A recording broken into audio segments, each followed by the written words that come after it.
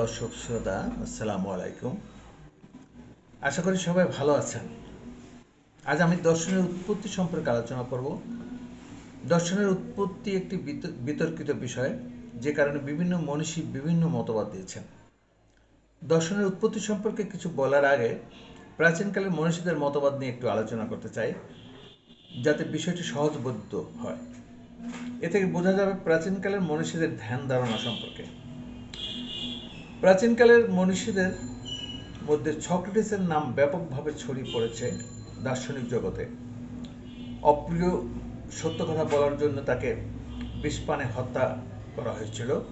দর্শনের উৎপত্তি সম্পর্কে সক্রেটিস বলেছেন, জ্ঞান অন্বেষণ বা জ্ঞান অনুরাগ থেকে দর্শনের উৎপত্তি। প্রশ্ন হচ্ছে, আপনার মধ্যে জ্ঞান অনুরাগ আছে, আমার মধ্যে জ্ঞান অনুরাগ নেই কেন? এ বিষয়ে সমালোচনা করতে গেলে অযৌক্তিকভাবে আলোচনা দীর্ঘায়িত হবে। তবে তিনি একটি মূল্যবান কথা বলেছেন। তিনি বলেছেন, নো দাই সেলফ, অর্থাৎ নিজেকে চেনো। এর হাজার বছর পর হযরত মুহাম্মদ সাল্লাল্লাহু আলাইহি ওয়াসাল্লাম বলেছেন, মান আরাফা নাফসাহু ফাকাদ আরাফা রাব্বাহু, অর্থাৎ নিজেকে চিনতে পারলে আল্লাহকে চেনা যাবে। নিজেকে চেনার জন্য কতটুকু জ্ঞানের প্রয়োজন? আমি বলেছি, পৃথিবীর 99.99 মানুষের জ্ঞান হচ্ছে পশু পাখির জ্ঞানের চেয়ে কম। এই জ্ঞান দিয়ে কি নিজেকে চেনা সম্ভব?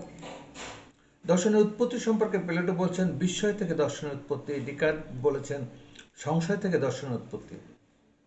কিন্তু প্রশ্ন হচ্ছে, পৃথিবীর সব মানুষের মধ্যে জ্ঞান অনুরাগ, বিস্ময়, সংশয় সৃষ্টি হয় না কেন?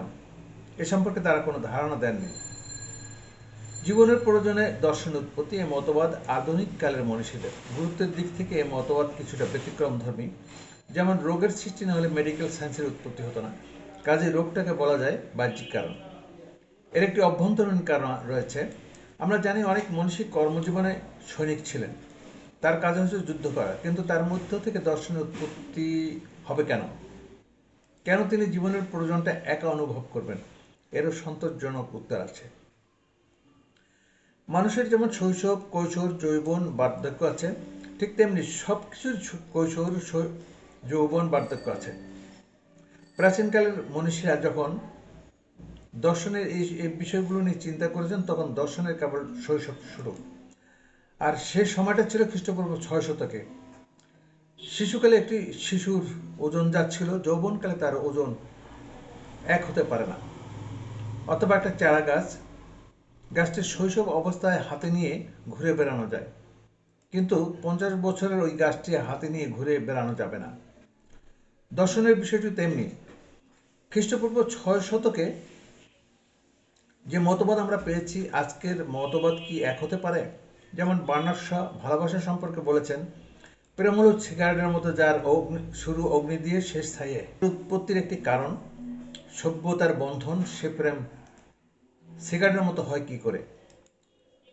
বলা হয়েছে, সময়ের সাথে সাথে জ্ঞানের উৎকর্ষের সাথে সাথে মতবাদের পরিবর্তন ঘটে, যে কারণে অনেক দার্শনিকের মতবাদের পরিবর্তন হয়েছে, বৈজ্ঞানিক সূত্রের পরিবর্তন হয়েছে, অনেক ধর্মের বিলুপ্তি ঘটেছে, এমনকি অনেক বৈজ্ঞানিক প্রযুক্তির পরিবর্তন হয়েছে। যেমন একসময় আমরা টেলিফোনে কথা বলতাম সুইচিং সিস্টেমে, টেলিফোনের হাতল ঘুরিয়ে কাঙ্ক্ষিত নাম্বারে লাগিয়ে দিতে বলা হতো।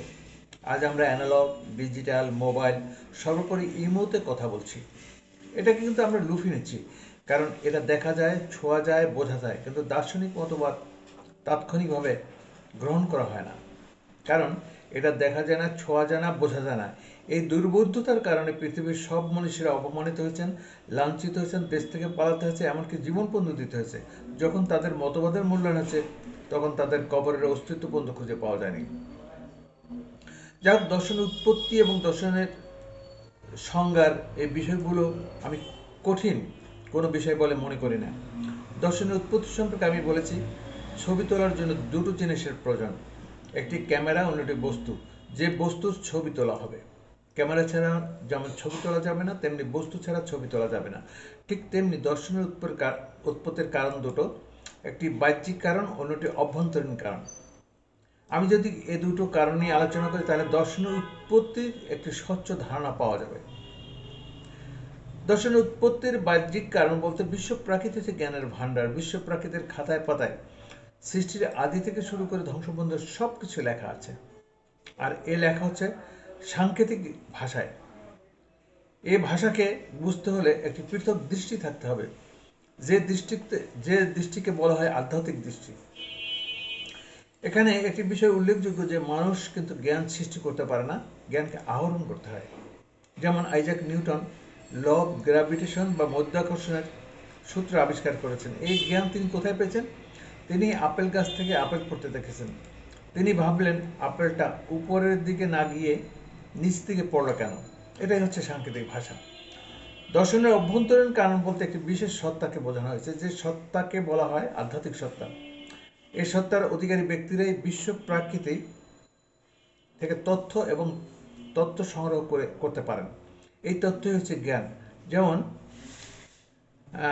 উদাহরণ হিসেবে বলেছিলাম, রাইট ব্রাদার্স বিমান আবিষ্কার করেছেন। এই জ্ঞান তারা কোথায় পেয়েছেন? আকাশে পাখি উঠতে দেখে। পাখি হচ্ছে বিমান আবিষ্কারের সাংকেতিক ভাষা। এটাই বিমান আবিষ্কারের জ্ঞান। অনেকেই তো আকাশে পাখি উঠতে দেখেছেন, তারা কেন বিমান আবিষ্কার করতে পারেননি? কারণ তাদের মধ্যে আধ্যাত্মিক সত্তার বিষয়টি ছিল না। প্রশ্ন হচ্ছে আধ্যাত্মিক সত্তা কি? আমরা সর্পমণির কথা শুনেছি, অনেকেই এটাকে বিশ্বাস করেন না। ব্যাঙের মুখে লাল জাতীয় একটি পদার্থ পাওয়া যায় যেটাকে মানিক বলে। হরিণের পেটে কস্তুরী, হাতির গজমতি। সব সাপে মণি থাকে না, সব ব্যাঙে মানিক থাকে না। শত বছরে হয়তো একটির মধ্যে পাওয়া যায়। ঠিক তেমনি মানুষের মধ্যে ওইরকম একটি বিষয় রয়েছে। এই সত্তার অধিকারী ব্যক্তিদের পক্ষে প্রাকৃতিক সাংকেতিক ভাষা বোঝা সম্ভব। দর্শনের উৎপত্তি আর একটি কারণ, এ দর্শন ওহির মতো সরাসরি খোদা প্রদত্ত, যেটাকে বলা হয়েছে এলহাম। ওহি হচ্ছে নবীদের ক্ষেত্রে, এলহাম হচ্ছে দার্শনিক এবং বিজ্ঞানীদের ক্ষেত্রে।